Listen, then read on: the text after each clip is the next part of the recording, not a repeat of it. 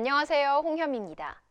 우리 사회가 치열한 경쟁 속에서도 건강하게 유지될 수 있는 비결은 바로 나보다 우리라는 이 협력적 DNA를 통해 문제를 해결하려는 협동 양식이 있기 때문일 것입니다. 하지만 지나치게 경쟁 중심인 사회 경제 체제로 인해서 다양한 문제가 발생하다 보니 협동이 새로운 대안으로 부상하고 있는데요. 지금부터 함께 알아보실까요? 협동조합에 대한 일반적인 정의를 보면 조합원들이 공동으로 소유하고 민주적으로 운영되는 인적 결합 조직이라고 말하고 있는데요. 기본적으로 물건을 팔고 수익을 창출하는 것은 기업과 같지만 물적인 자본이 아니라 사람을 중심으로 하는 공동운영 조직이라는 점에서는 기업과 다르다고 할 수 있습니다. 협동조합 기본법에서는 협동조합의 개념을 재화 또는 용역의 구매, 생산, 판매, 제공 등을 협동으로 운영함으로써 조합원의 권익을 향상시키고 지역사회에 공헌하고자 하는 사업 조직으로 정의하고 있습니다. 그리고 국제협동조합연맹에서는 협동조합을 공통의 경제적, 사회적, 문화적인 필요와 욕구를 충족시키고자 하는 사람들이 자발적으로 결성한 자율적인 조직으로 정의하고 있습니다. 이렇게 지금까지 정의된 협동조합을 요소별로 살펴보면 자발적으로 결성한 사람이 주체가 되고 조합원의 경제, 사회, 문화적 필요와 욕구를 충족시키는 것을 목적으로 하며 그 소유는 조합원들이 공동으로 한다는 특징을 가지고 있습니다. 또한 협동조합은 1인 1표를 원칙으로 하는 민주적 운영 방식을 채택하고 있으며 재화 또는 용역의 구매, 생산, 판매 등을 제공하는 사업을 수단으로 하는 사업체적인 성격을 가지고 있습니다. 결국 협동조합을 더 간단하게 정리해보자면 협동조합도 기업이자 회사라는 점입니다. 다만 일반 기업이 투자자 소유의 기업이면서 이윤을 추구하는 반면에 협동조합은 이용자 공동 소유이고 이용자의 필요와 욕구를 충족하기 위한 기업이라는 점에서 차이가 있을 뿐입니다. 협동조합을 운영함에 있어서 신조로 삼아야 할 두 가지의 가치가 있는데요. 하나는 협동조합이 가져야 할 기본적인 가치고 다른 하나는 조합원들이 지녀야 할 윤리적인 가치입니다.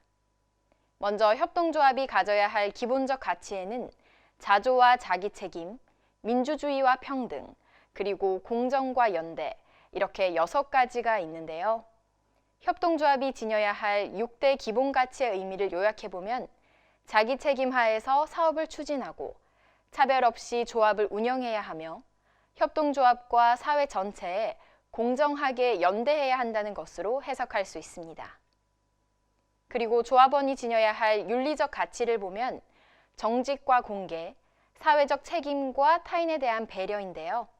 이 4가지 윤리적 가치의 의미는 바로 조합원의 행위가 곧 조합과 사회에 대한 배려이어야 한다는 것을 알 수 있습니다.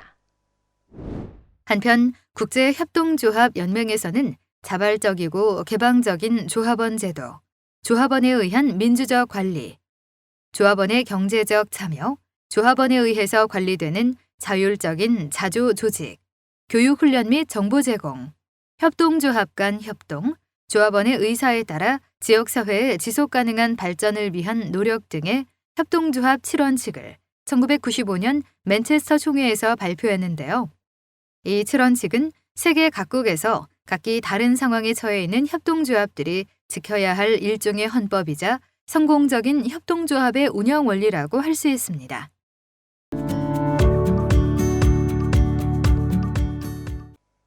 경제적으로 약자에 속하는 중소기업들이 모여 생산과 판매 등에서 경제적 이익을 추구하는 것이 바로 중소기업 협동조합인데요. 지금부터 그 특징에 대해서 한번 살펴보겠습니다. 중소기업 협동조합의 법적 근거가 되는 중소기업 기본법과 중소기업 협동조합의 관련 법령을 보면 중소기업 협동조합은 중소기업자의 경제적 지위 향상과 국민 경제의 균형 있는 발전을 도모하는 것을 목적으로 하고 있으며 자율적으로 조직 설립이 가능하고 비영리 특별법인의 성격을 가지고 있다고 규정하고 있습니다. 여기에서 나타나는 중소기업 협동조합의 성격에는 법인성, 비영리성, 사단성, 민주성, 그리고 정치적 중립성이 있습니다. 먼저 법인성을 살펴보면 중소기업 협동조합은 법인이기 때문에 조합원과 별개로 권리와 의무의 주체가 될 수 있는 권리 능력이 있습니다. 두 번째 성격은 비영리적 성격입니다. 영리를 목적으로 하는 사업은 할 수 없지만 수익 사업은 가능한데요. 조합원을 위한 공동사업 수행은 영리 사업이 아닌 수익 사업이라고 할 수 있습니다. 세 번째는 사단적 성격입니다. 여기서 사단이란 공동 목적을 위한 다수인의 단체로서 구성원의 단순한 집합체가 아니라 통일적인 결합체임을 말하는데요. 조합이라는 단체와 구성원 사이의 관계에 의해서 결합하고 있으며 단체로서의 성격이 강하기 때문에 조합의 의사 형성은 다수결의 원칙에 따릅니다. 네 번째 성격인 민주성은 조합원들이 정책 수립과 의사결정에 활발하게 참여하는 것, 선출된 임원들은 조합원에게 책임을 가지고 봉사하는 것, 조합원마다 동등한 투표권을 가지며 가입, 탈퇴를 자유롭게 운영하는 등 민주적 방식으로 조직을 운영하는 것을 뜻합니다. 마지막으로 중소기업 협동조합은 정치에 관한 모든 행위를 할 수 없으며 공직선거에서 특정 정당을 지지하는 행위, 특정인을 당선되도록 하거나 당선되지 않도록 하는 행위도 불가합니다. 중소기업 협동조합법에서는 협동조합의 정치에 관한 행위, 선거에 관여하는 행위를 금지하고 있는데요. 이는 개인이 조합 등을 이용해서 정치 행위나 선거에 관여하는 행위를 금지하는 것입니다. 하지만 조합 이사장 개인 명의의 정당 활동이나 정치 활동은 가능합니다.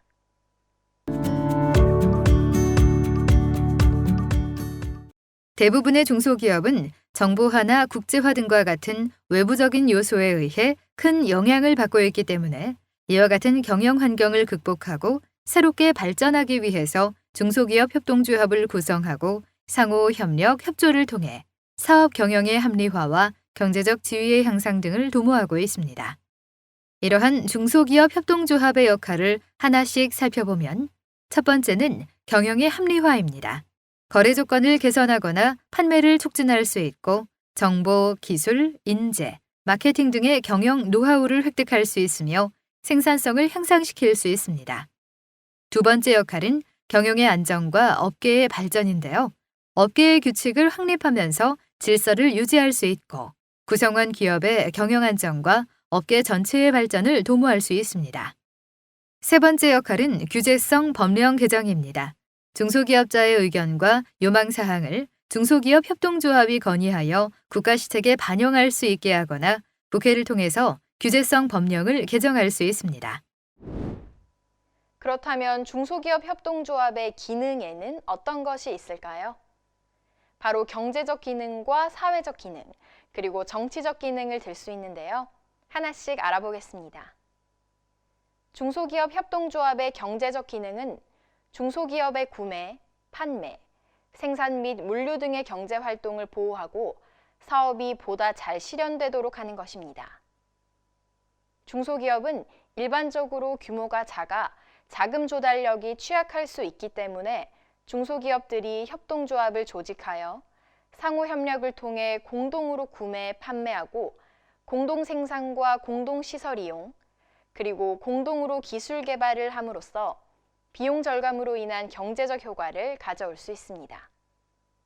또한 신제품을 개발하고 새로운 시장을 개척할 때 국제화, 정보화, 다양화에 대해 조합들이 협력하여 대응하게 되므로 경영 환경의 외부적 요소에 크게 영향을 받지 않고 사업을 도모할 수 있게 됩니다. 계속해서 중소기업 협동조합의 사회적 기능을 살펴보겠습니다. 우선 중소기업이 협동조합을 조직하는 것을 통해서 업계의 규칙이 확립될 수 있고 질서가 유지될 수 있는데요. 이는 결국 조합원 기업의 경영 안정과 업계 전체의 발전을 도모하는 것으로 이어질 수 있는 것입니다. 그리고 협동조합의 원칙에 따라 중소기업 협동조합은 협동조합의 발전에 효과적으로 기여하도록 교육과 훈련을 실시해야 하는데요. 일반 대중들, 특히 젊은 세대와 여론 지도층에게 협동의 본질과 장점에 대한 정보를 제공해야 합니다. 마지막으로 중소기업 협동조합의 정치적 기능은 정치로부터 협동조합이 피해를 받지 않도록 하기 위한 협동조합의 정치적, 종교적 중립을 의미하는 것인데요. 여기에서 중립의 의미는 시대가 변화함에 따라 어느 한 정당에 의존하지 않는 정당 중립성으로 그 의미가 바뀌었습니다. 그리고 사회 정치 단체로서의 성격도 지니고 있기 때문에 협동조합의 권위 공호나 지위 향상을 위한 압력 단체로서의 사회 정치적인 기능이 더욱 크게 요구되고 있습니다. 일반적으로 중소기업은 규모가 작아서 자금 조달력과 정보 수집력이 상대적으로 취약하고 기술력이 낮기 때문에 사업 경영상 불리한 입장에 있는 경우가 적지 않습니다. 또한 중소기업은 정보화, 국제화, 다양화 등 경영 환경의 외부적인 요소에 의해 큰 영향을 받고 있는데요. 이에 대응하기 위해서 사업 활동을 재검토하거나 사업 방향을 전환해야 할 필요에 직면하기도 합니다. 이런 여건들 때문에 중소기업이 경영 환경을 극복하고 새롭게 발전하기 위해서는 같은 환경에 있는 중소기업들이 조합을 구성해서 상호 협력, 협조를 통해 사업 경영을 충실히 하고 또 강화해 나가는 것이 중요합니다. 또한 4차 산업혁명을 대비하고 중소기업 중심의 경제 구조를 구축하기 위해서도 우리 경제에 중소기업 협동조합의 역할과 기능이 꼭 필요하다고 할 수 있습니다.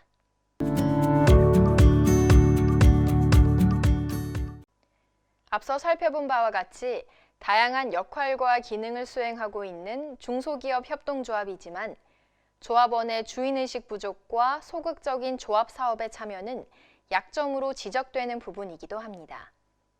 많은 조합원들이 조합을 서비스 기관처럼 생각하면서 필요할 때 요구는 잘 하지만 조합의 사업에 적극적으로 참여해서 키워나가야겠다는 생각은 부족하기 때문입니다. 하지만 조합원의 적극적인 사업 참여 유도와 주인의식 강화를 통해서 사업의 성과를 조금씩 높여가는 조합들도 있는데요.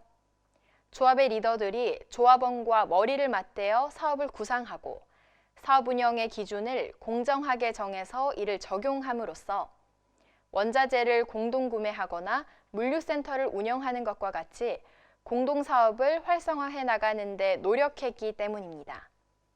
주목할 점은 이 같은 성공적인 협동조합에는 열정적으로 조합 업무에 임하는 이사장과 상근 이사와 같은 리더가 있다는 것입니다. 반면에 과거에는 공동사업 등을 비롯한 조합 운영이 활성화되었던 조합들 중에서도 계속해서 성장을 지속하지 못하고 쇠퇴해버린 조합들도 있습니다. 이러한 조합들의 내면을 들여다보면 혁신을 주도했던 리더들이 은퇴한 이후에 조직이 약해지고 사업이 정체하거나 후퇴한 사례를 어렵지 않게 발견할 수 있는데요. 바로 협동조합에서 리더가 얼마나 중요한지를 경험적으로 알아볼 수 있는 사례들이라고 할 수 있습니다. 현대 경영학의 영원한 구루라고 불리는 피터 드러커는 중요한 것은 리더의 자질이 아니라 실천 덕목이라고 강조하였습니다. 과거에는 리더십 이론들이 훌륭한 리더의 특성 파악에만 열중하다 보니 훌륭한 리더의 선택이나 육성의 가능성과 같은 현실적인 면에 대해서는 확실한 메시지를 주지 못한 것이 사실입니다. 하지만 피터 드러커는 훌륭한 리더는 하늘이 내린 자질 때문이 아니라 그가 생각하고 실천하는 덕목 때문이라고 명쾌하게 결론을 지었습니다. 이와 같은 관점은 협동조합의 리더십 문제에 대해서도 매우 희망적인 메시지를 주는데요. 왜냐하면 협동조합은 특별히 뛰어난 인재들의 모임이나 빼어난 인재를 필요로 하는 문화가 아닙니다. 협동조합은 협동의 가치를 존중하고 그 원칙을 지키는 평범한 사람들의 모임이지만 우수한 인재들의 조직에 뒤지지 않는 결코 평범하지만은 않은 결과를 이끌어낼 수 있다고 믿는 사람들의 조직이기 때문입니다. 이러한 성공적인 협동조합 리더의 역할에는 크게 6가지가 있는데요. 첫 번째는 신뢰를 줘야 하는 것입니다.